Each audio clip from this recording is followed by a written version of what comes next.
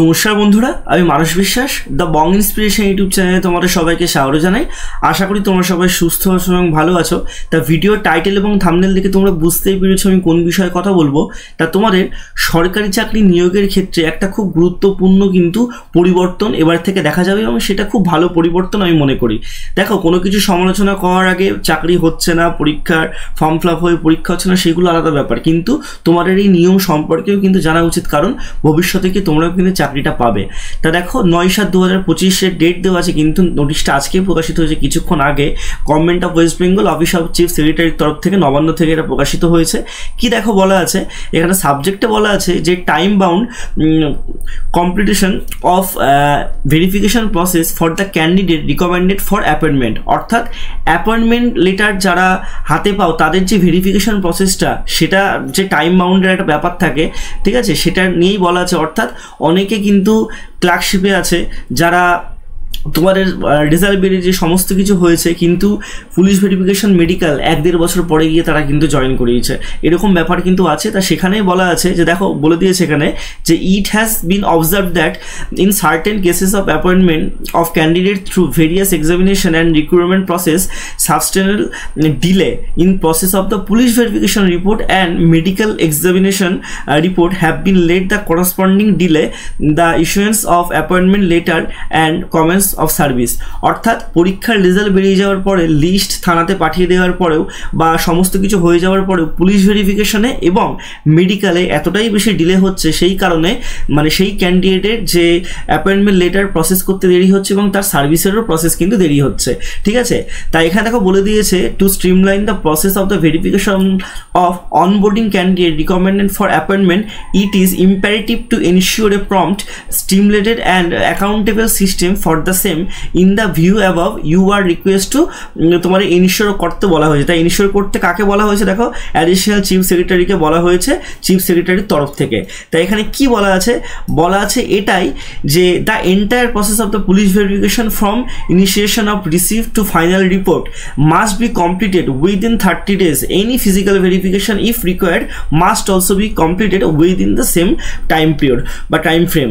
অর্থাৎ বলা হচ্ছে যে তোমাদের একটা ক্যান্ডিডেট তোমার ফাইনাল সেকশন পেলো, তারপরে তার যে পুলিশ ভেরিফিকেশনের জন্য যে রিসিপ্টটা ইনিশিয়েট হবে, সেই ইনিশিয়েটটা হওয়ার তোমাদের কিন্তু 30 দিনের মধ্যে তার ফাইনাল রিপোর্ট কিন্তু ডিপার্টমেন্টে দিতেই হবে, কোনো কারণে কিন্তু ফেলে রাখা যাবে না। যদি সম্ভব হয়, যদি প্রয়োজন পড়ে কারোর ফিজিক্যাল ভেরিফিকেশন করার জন্য, অবশ্যই ফিজিক্যাল ভেরিফিকেশনের জন্য যেতে হবে, কিন্তু এই 30 দিনের সময়ের মধ্যেই কিন্তু যেতে হবে। কারণ আমি অনেককে চিনি যারা ক্লার্কশিপের পরীক্ষা দিয়েছে 2019 সালে, তারা উত্তীর্ণ হয়ে যাওয়ার পর 1.5 বছর পর জয়েনিং করেছে, 1 বছর পর জয়েনিং করেছে, একটা কাগজের জন্য পুলিশ ভেরিফিকেশন আটকে ছিল, কিন্তু সেটা ঠিকঠাক হয়ে যেত যদি তারা ঠিকঠাকভাবে গুরুত্ব দিত। তা দেখো, চাকরি হচ্ছে না একটা ব্যাপার, কিন্তু তোমাদের এই নিয়মগুলো তোমাদের জানতে হবে। দেন দেখো বলে দিয়েছে যে ইমিডিয়েট আপন receive recommendation from the West Bengal public service commission, মানে বিশেষ করে পাবলিক সার্ভিস কমিশনের থেকেই, এবং যারা এনি আদার রিক্রুটিং অথরিটি, অর্থাৎ তোমাদের ডব্লিউপির ক্ষেত্রে, অর্থাৎ পিআরবি এত লেট কিন্তু করে না, কিন্তু ডব্লিউপিএসসিতে প্রচুর লেট হয়। ওই কারণে পাবলিক সার্ভিস কমিশনকে মেনশন করে আদার রিক্রুটমেন্ট অথরিটিকে কিন্তু বলা হয়েছে যে এটা একটা কনসার্নের হিসাবে দেখতে, এবং ক্যান্ডিডেটকে অবশ্যই একটা প্রোটেক্টিভ মেল বা একটা ওয়েবসাইটে নোটিফিকেশন বা নেক্সট স্টেপ কী আছে সেই রিগার্ডিং একটা পোস্ট বা মেডিকেল এক্সামিনেশন, পুলিশ ভেরিফিকেশন কি করতে হবে, মানে কি তার স্টেপটা আছে, সেগুলো কিন্তু অবশ্যই তাকে সচরাচরভাবে জানানো উচিত, তাহলে বা জানানো মানে এবার থেকে করতে হবে, যাতে সে সেই প্রিপারেশনটা নিতে পারে। অর্থাৎ শুধুমাত্র চাকরি পেয়ে গেলে ফাইনাল সিলেক্টে নাম হলে এটা কিন্তু তোমাদের শেষ নয়। তোমাদের পুলিশ ভেরিফিকেশন হয়, যারা সেন্ট্রালে চাকরি দেবে তাদের অনেক ফরম্যাট ফিল আপ করতে হয়, ফার্স্ট ক্লাস ম্যাজিস্ট্রেটদের দিয়ে তোমাদের অনেক অ্যাটেস্ট করতে হয়, এবং এই অ্যাটেস্টেড করতেও তোমরা ফার্স্ট ক্লাস ম্যাজিস্ট্রেটটা অনেক সময় ডিলে করে। এই জিনিসগুলো তোমার আগে থেকে জানাতে হবে।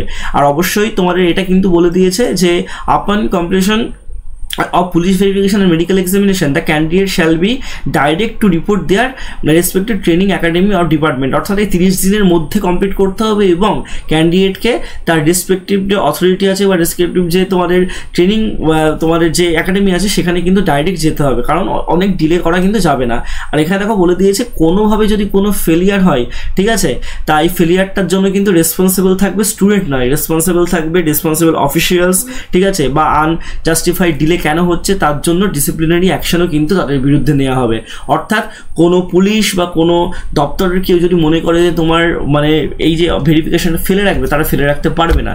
30 দিনের মধ্যে তোমাদের কমপ্লিট করতে হবে, এবং তারা যদি সেই জিনিসটা না করে এবং তোমাদের আনজাস্টিফাইড কিন্তু যদি কোনো ডিলে দেখায়, তাহলে কিন্তু তার মানে এগেনস্টে, তার সার্ভিসের এগেনস্টে ডিসিপ্লিনারি অ্যাকশন কিন্তু নিতে হবে। তাই এটা কিন্তু অবশ্যই আর্জেন্ট বেসিসে ট্রিট করতে বলা হয়েছে, এবং এটা চিফ সেক্রেটারি থেকে কিন্তু দেওয়া হয়েছে। খুবই গুরুত্বপূর্ণ একটা নোটিশ, তোমরা দেখে নাও। আর তোমাদের যদি আরও কোনো কোয়ারিজ লাগে অবশ্যই আমাকে নিচে কমেন্ট বক্সে জানাও। এখানে WP, KP, WPSC সহ বিভিন্ন চাকরির পরীক্ষার আপডেট, স্ট্র্যাটেজিক্যাল ভিডিও কিন্তু আমার এই চ্যানেলে দেওয়া হয়। ধন্যবাদ।